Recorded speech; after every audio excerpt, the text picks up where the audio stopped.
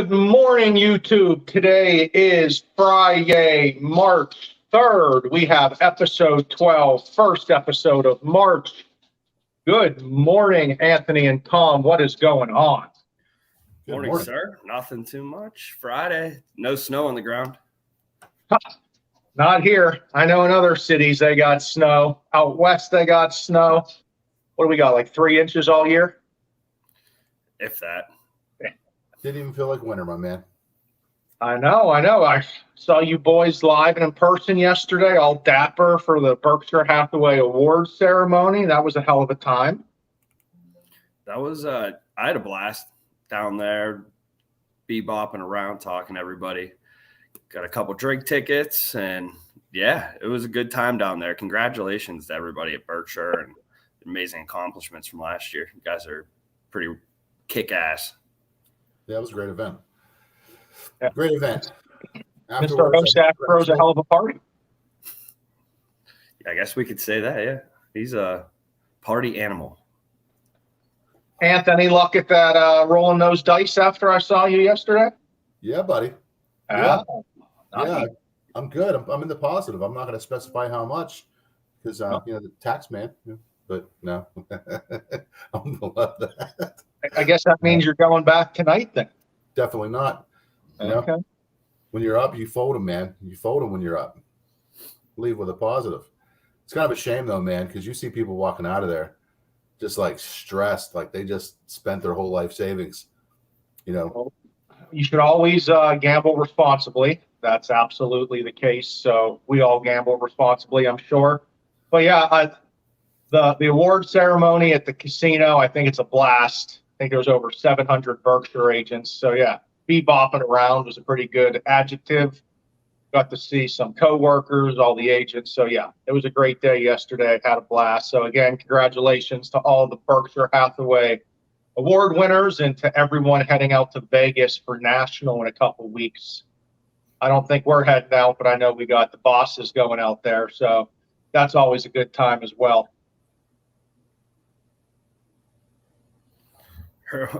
What is that, a Hershey's coffee cup? That's right, yes. I'm not going to get on the Hershey's route this morning.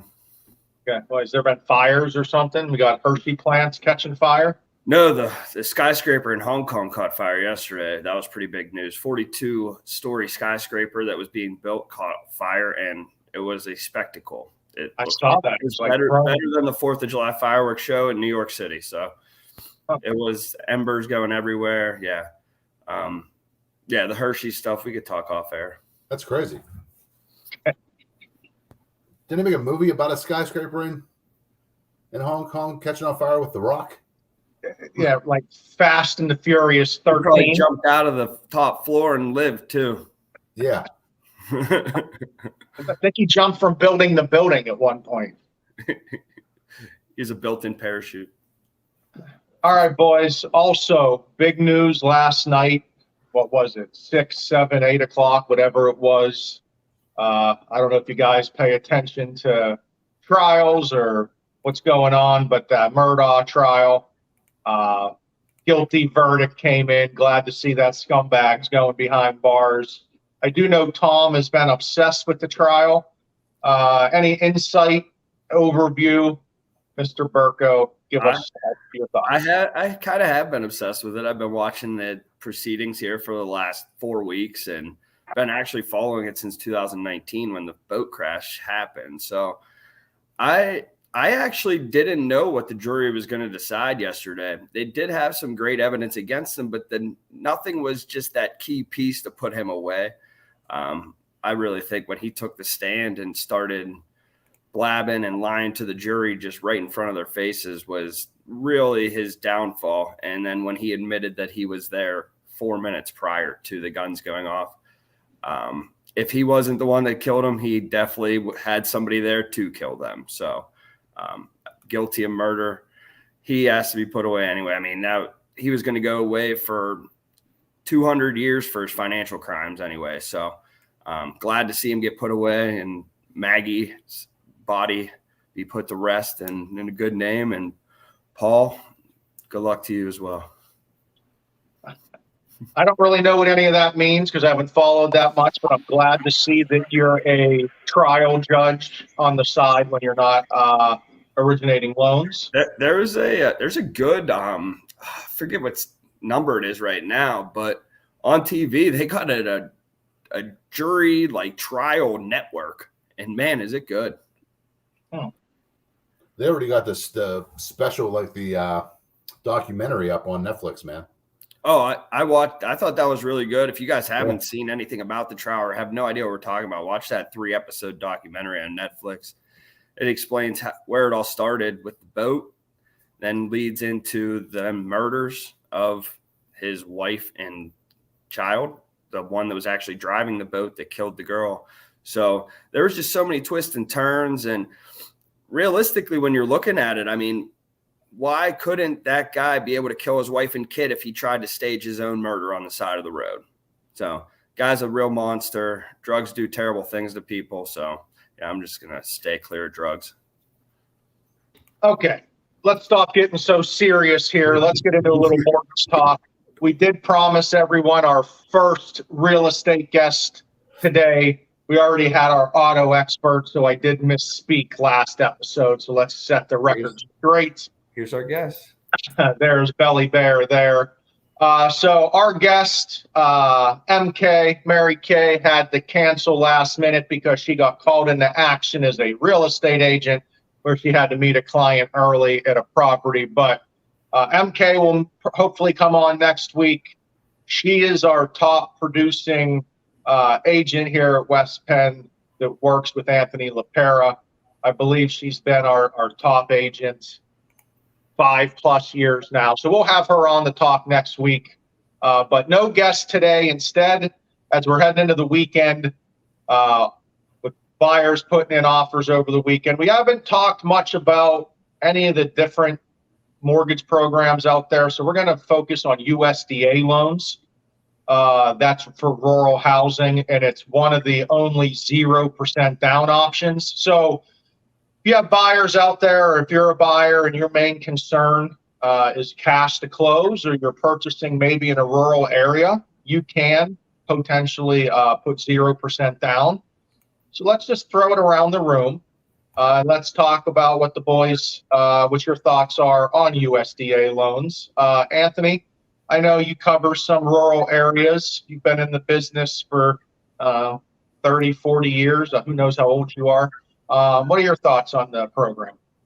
USDA it's a great program, man, as long as the property's eligible. Believe it or not, I mean, it's some of the properties in Plum are actually eligible, for USDA financing presently. So, but yeah, 0 down payment, low PMI, government insured, so you're getting, competitive rates. As long as, you meet the income limits and all that, there's no loan limits on the property. But solid program. It's the only other one that allows for 0% down payment. So I think that you brought up a very good point.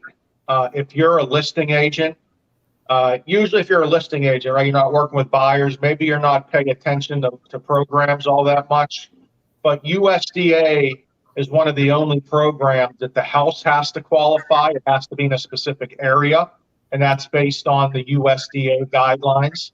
And the buyer has to qualify. But if you have a property in a USDA eligible area, that's only going to open up your buyer pool, because now you can have 0% down financing and more buyers potentially will be available for that property. King of Butler, I know you're up there covering Butler. USDA is eligible up there. You and Bell head up 79 all the time. What do you see in the USDA world? We do. Yeah. So Butler is a great place to have that 0% down product. There is of course, Bell's happy about the USDA right now. Yeah, she is. So shut up. Okay. She's fine. Hey, but yeah, so it's a great product for out in those rural areas, because typically in those rural areas, the buyer pool that comes there in the houses, they need that assistance with the money. So doing the 0 down program up in these different types of areas is a great opportunity for his listing agent, as well as when we pre-approve a buyer, we're always looking to see if we can put them into USDA categories and talk them through those different numbers. The one main thing that we have to make sure of is the map. And we would be more than happy to show you the USDA map online to let you know exactly where these areas are located. All you need to do is type in the address and it does come up if it is in an area or not in an area. So very simple to figure out. And we'd be more than happy to help you with that. Right. And that's not Ryan, Tom, and Anthony aren't deciding if the property is a USDA loan or not. It's all based off of census information. And like Tom said, it's a website. There's a map that says if the property is eligible or not.